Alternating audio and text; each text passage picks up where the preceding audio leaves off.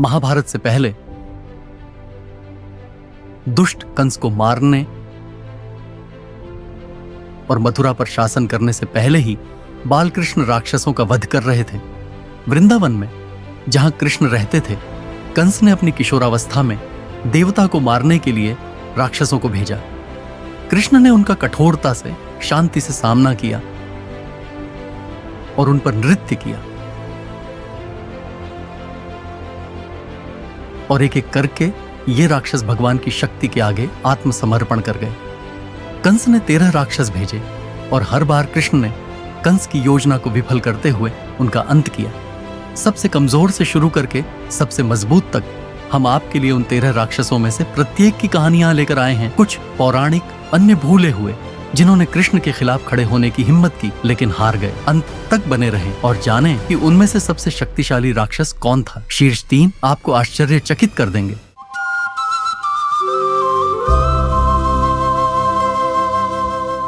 संतुलन झुक गया था, छायाएं बढ़ गईं, धर्म फीका पड़ गया और देवता देखते रहे जैसे नश्वर कांप रहे थे।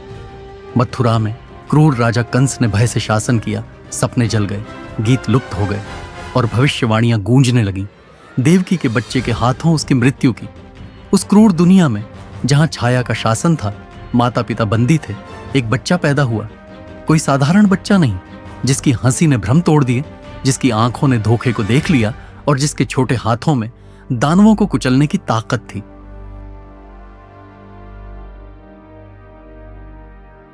उसके पिता उसे शेष नाग की छाया में यमुना नदी के पार गोकुल गांव ले गए, जहां उसका पालन पोषण नंद और यशोदा ने किया। गोकुल गांव में समय लोरी की तरह चलता था। गाय धीरे धीरे रंभाती थीं, शाम को बांसुरी बजती थी और बच्चे सोने के खेतों में नंगे पांव दौड़ते थे।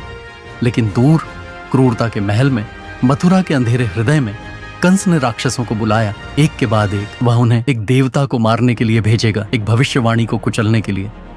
और इस तरह शिकार शुरू हुआ। यह कहानी है वृंदावन के राक्षस हत्यारे कृष्ण की।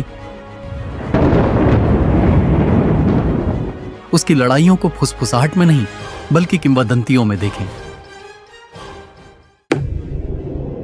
13वें नंबर पर पहला राक्षस शकटसुर है, दानव गाड़ी। गोकुल में त्योहार का समय था, मालाओं, मिठाइयों का दिन, और नन्हा कृष्ण, जो सिर्फ 3 महीने का था, एक पुरानी गाड़ी के नीचे सो रहा था, जबकि उसकी मां प्रसाद तैयार कर रही थी। गोकुल उत्सव से गुलजार था, लेकिन उसके ऊपर एक पुरानी गाड़ी हिल गई। कोई हवा नहीं, कोई कारण नहीं, कुछ अदृश्य घुस गया था, कुछ प्राचीन, कड़वा और शापित। शकटसुर, एक दुष्ट आत्मा जिसे कंस ने शक्ति देने का वादा किया था, ने गाड़ी में रूप ले लिया था। वह सही समय का इंतजार कर रहा था, गिरने, कुचलने और भविष्यवाणी किए गए बच्चे को खत्म करने के लिए। एक हल्के से खिंचाव के साथ उसने लात मारी और राक्षस की जेल सूखी टहनियों की तरह बिखर गई। गाड़ी फट गई, राक्षस गायब हो गया। गोकुल ने राहत की सांस ली। गांव वालों ने इसे चमत्कार कहा। उन्हें अभी तक पता नहीं कि यह सिर्फ शुरुआत थी। कृष्ण ने एक हल्की सी लात मारी, धम, लकड़ी उड़ गई, राक्षस चला गया। भीड़ स्तब्ध, कोई भाषण नहीं, कोई पश्चाताप नहीं, बस तत्काल गाड़ी स्वाद वाला कर्म। इसलिए सकटासुर 13वें नंबर पर है। 12वें नंबर पर आते हैं ये वत्सासुर है, भेष में बछड़ा। वृंदावन में जब कृष्ण खेलते थे तो खेत भी गाते थे। फूलों और धूल के बादलों के बीच दिव्य चरवाहा चलता था, लेकिन मासूमों के बीच भी बुराई छिप सकती है। वत्सासुर आया था, साफ नजरों से छिपा हुआ। कृष्ण जानते थे, बिना किसी डर के, बिना किसी क्रोध के, वे मुस्कुराते हुए धोखे की ओर बढ़े। उन्होंने जानवर को उठाया और सच्चाई को दिन के उजाले में बदल दिया। एक फेंक, एक टक्कर, और राक्षस की झूठी खाल पेड़ से टूट गई। वत्सासुर चला गया, झुंड चरने के लिए वापस आ गया, और कृष्ण, वे बस मुस्कुराए, मानो कुछ हुआ ही ना हो। खेल में भी उन्होंने बुराई को दंडित किया, खुशी में भी उन्होंने न्याय किया। राक्षस गायब हो गया। आगे बढ़ो, देखने के लिए और कुछ नहीं। फिर भी दानव गाड़ी इससे बेहतर है। 11वें नंबर पर है ढेंकुसुर, गधा दानव। कृष्ण और बलराम दूसरे ग्वालों के साथ तलवन के बागों में घूम रहे थे। मीठे फल खजाने की तरह लटक रहे थे, लेकिन किसी ने अंदर जाने की हिम्मत नहीं की। कोई जंगली जानवर था, वाह, इंतजार में। ढेनकासुर कोई साधारण जानवर नहीं था। वह वज्र की तरह प्रहार करता था और भय की तरह शासन करता था। यह लड़ाई कठिन थी। शक्ति का शक्ति से सामना हुआ और वन साक्षी बना। गधा पेड़ों के साथ गिर गया और भूमि, जो लंबे समय से भूखी थी, ने आखिरकार सांस ली। वन फिर से गाने लगा। मिठास लौट आई।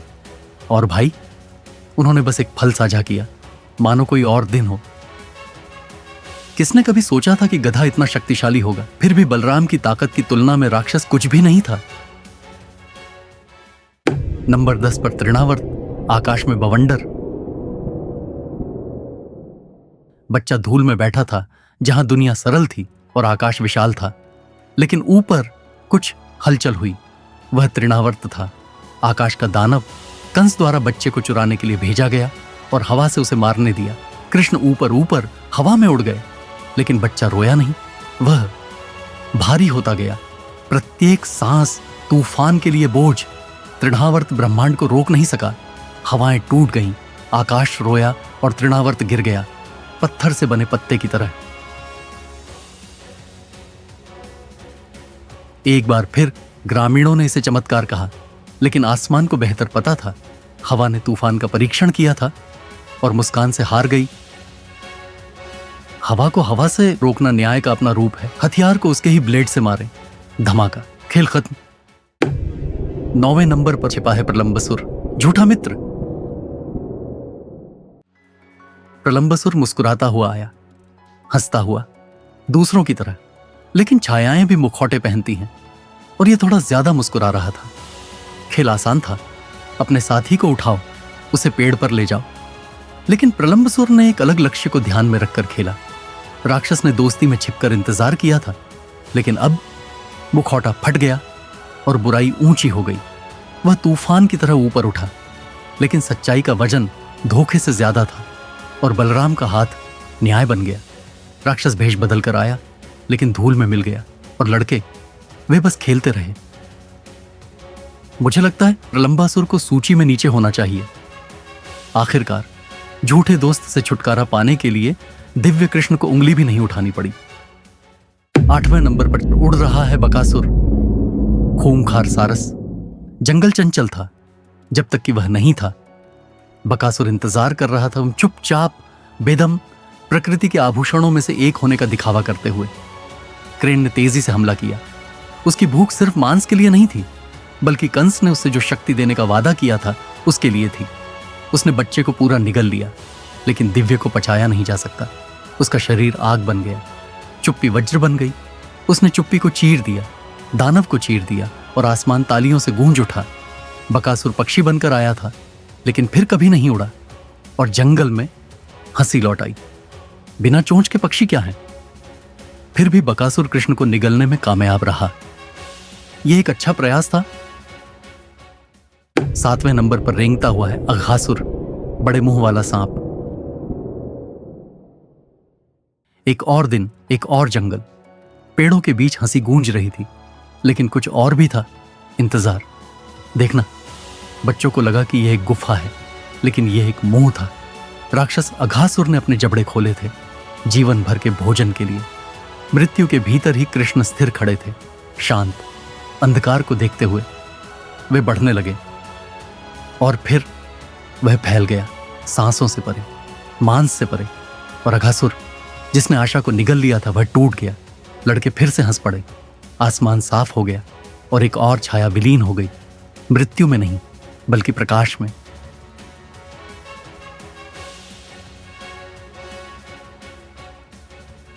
कृष्णा ने उसका मुंह साफ कर दिया, उसे दंत चिकित्सक के पास जाने से बचाया। 6 नंबर गुसैल, अरिष्टासुर, आतंक का बैल। बाकी लोगों की तरह अरिष्टासुर नहीं छिपा। उसने फुसफुसाया नहीं, उसने हमला किया। क्रोध ने खुर दिए, क्रोध ने सींग दी। धरती कांप उठी। जहां दूसरे भाग गए, कृष्ण खड़े थे। वह बच्चा जिसने पहाड़ों को थामे रखा था, अब एक बैल का सामना कर रहा था जो घृणा से भरा हुआ था। बैल गरजने की तरह हमला कर रहा था, लेकिन गरज भी आसमान को नहीं छू सकती। एक ही हरकत से कृष्ण ने बैल को झुका दिया। कोई प्लेट नहीं, कोई क्रोध नहीं, बस अनंत की शांत शक्ति। अरिष्टासुर गिर गया, वृंदावन जयकारे लगा और कृष्ण, वह बस मुस्कुराया, दुनिया का सबसे सौम्य विजेता। बैल हालांकि शक्तिशाली था, लेकिन युवा कृष्ण के सामने टिक नहीं सका। फिर भी बेचारी आत्मा ने कोशिश की। नंबर 5 पर हिनहिना रहा है केशी, जंगली घोड़ा दानव। केशी गरज की तरह आया, जंगली, निर्दयी, विशाल, और भय उसके सामने सरपट दौड़ा। वह मन से ज्यादा जानवर था, रूप से ज्यादा क्रोध, और कृष्ण उसका शांत स्वभाव थे। दानव ने खुरों से वार किया, कृष्ण ने तारों से जवाब दिया। केशी ने क्रोध को निगल लिया, लेकिन कृष्ण के अंदर अंधकार के लिए कोई जगह नहीं है। धरती शांत हो गई, भय भाग गया, और जंगली घोड़ा हमेशा के लिए शांति में सो गया। घोड़े को वह मिला जिसका वह हकदार था, वह भी बिना जूतों वाले लड़के से। नंबर 4 पर तेजी से आ रहे हैं व्योमासुर, आकाश दानव। वे पहाड़ियों के बीच खेलते थे, लेकिन उनमें से एक ने एक अलग खेल खेला। एक बार में एक हंसी, घाटी शांत हो गई, लेकिन खुशी गायब नहीं होती, ये छिप जाती है। व्योमासुर ने उन्हें उड़ाया नहीं, उसने उन्हें पत्थर के पीछे दफना दिया। आकाश उसका पर्दा था, लेकिन जमीन ने उसका रहस्य छिपा रखा था। और जब केवल कृष्ण बचे तो वे डर में नहीं बल्कि क्रोध में उठे। आकाश और धरती का नृत्य शुरू हो गया था, लेकिन जिस राक्षस ने बाकी बच्चों को पिंजरे में बंद कर रखा था, अब उसको दुनिया से आजाद करने का समय आ गया था। व्योमासुर को हराने के बाद कृष्ण ने पत्थर को तोड़ दिया, उसने रोशनी वापस ला दी, और घास के मैदान ने एक बार फिर गाना गाया। मैं कहता हूं कि अच्छा हुआ। खूनी बच्चा चोर। शीर्ष 3 पर जाने से पहले आइए एक रिकैप करते हैं। 13वें नंबर पर शकटसुर, राक्षस गाड़ी है। 12वें नंबर पर वत्सासुर, भेष में बछड़ा। 11वें नंबर पर ढेंकुसुर, गधा राक्षस है। 10वें नंबर पर तृणावर्त, आकाश में बवंडर। 9वें स्थान पर झूठा मित्र, प्रलंबसुर। 8वें स्थान पर है बकासुर, खूंखार सारस। 7वें स्थान पर अघासुर, बड़े मुंह वाला सांप। निर्दोष ग्रामीणों पर हमला करते हुए अरिष्टासुर, आतंक का बैल 6ठे स्थान पर है। 5वें नंबर पर हिनहिनाता हुआ घोड़ा केशी है, और 4थे नंबर पर आकाश दानव व्योमासुर है। अब 3रे नंबर पर आते हैं, और आश्चर्य, ये कोई दानव नहीं है, ये एक शापित तारा है, शंखचूड़, लालची आत्मा। वृंदावन खुशी से खिल उठा, फूल, रंग और हंसी, लेकिन देखने वाले सभी को आमंत्रित नहीं किया गया। कभी दिव्य सितारा, अब बदनाम। शंखचूड़ बहुत दूर गिर गया था, और वह जो चाहता था वह उसे लेने के लिए नहीं था। वह चुराई हुई खुशी को अपनी बाहों में लेकर भागा, लेकिन खुशी चुराई नहीं जा सकती। तब नहीं जब कृष्ण धरती पर चलते हैं। हवा जैसे पैरों और आग जैसे दिल के साथ कृष्ण ने पीछा किया, और गिरा हुआ तारा और भी नीचे गिर गया जब कृष्ण ने उसकी रोशनी चुरा ली। शंखचूड़ सुंदरता के लिए आया था, लेकिन सुंदरता शुद्ध के साथ रहती है, और जो लोग प्रकाश चुराते हैं वे इसे पकड़ नहीं सकते। कृष्ण ने शंखचूड़ की मणि चुरा ली। बेचारी शापित आत्मा को रसीद भी नहीं मिली। शायद कुछ लोगों के लिए आश्चर्य की बात हो। 2रे नंबर पर पूतना है, जहरीली राक्षसी। मथुरा से आदेश आया, एक बच्चे को मरना होगा, और मृत्यु की मां इसे होते हुए देखेगी। पूतना सुंदरता का वस्त्र पहने मृत्यु का आवरण ओढ़े आई। कंस द्वारा भेजी गई राक्षसी गोकुल में आई, उसका दूध विष से सना हुआ था। कृष्ण ने उसका हर एक कण पी लिया, और फिर कुछ और। शिशु ने उसकी आत्मा को ही पी लिया, उसका सत्य मुक्त हो गया। और मृत्यु की मां उस बच्चे से मिली जो अमर था। वह मारने आई थी, लेकिन कृष्ण ने उसे मोक्ष दिया, और गोकुल फिर से सांसों के साथ गाने लगा। कृष्ण ने सबसे पहले पूतना का वध किया। वह राक्षसों की मां थी। मुझे आश्चर्य है कि कंस ने किसी और को भेजने की जहमत क्यों उठाई। और नंबर 1 पर कई सिर वाला सांप कालिया है। यमुना जो कभी जीवन थी अब मृत्यु थी। कोई पक्षी नहीं गाता था, कोई हवा नहीं चलती थी, नदी रोती थी, और उसके पेट में विष ने कई फन पहने हुए थे, और कृष्ण विष में डूब गए। किंवदंती में कालिया की प्रतीक्षा कर रही कुंडलियों में कुंडलियां कस गईं, लेकिन कृष्ण की सांस संसार की सांस थी, और सर्प कांपने लगा। कृष्ण नाचने लगे, क्रोध में नहीं बल्कि लय में। हर कदम एक भजन था, हर छलांग एक सबक, और जहर कांप उठा।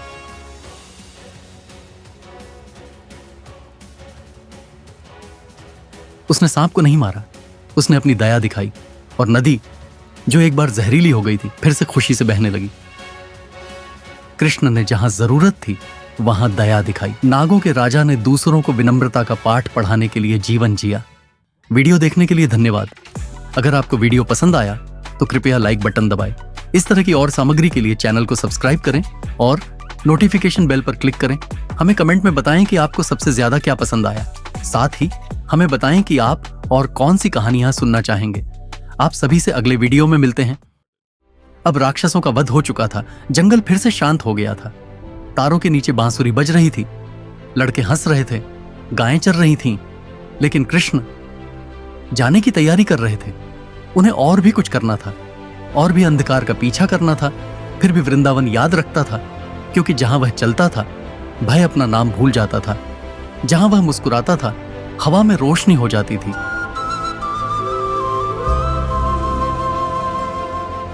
हालांकि लड़का चला गया था, प्रकाश बना रहा।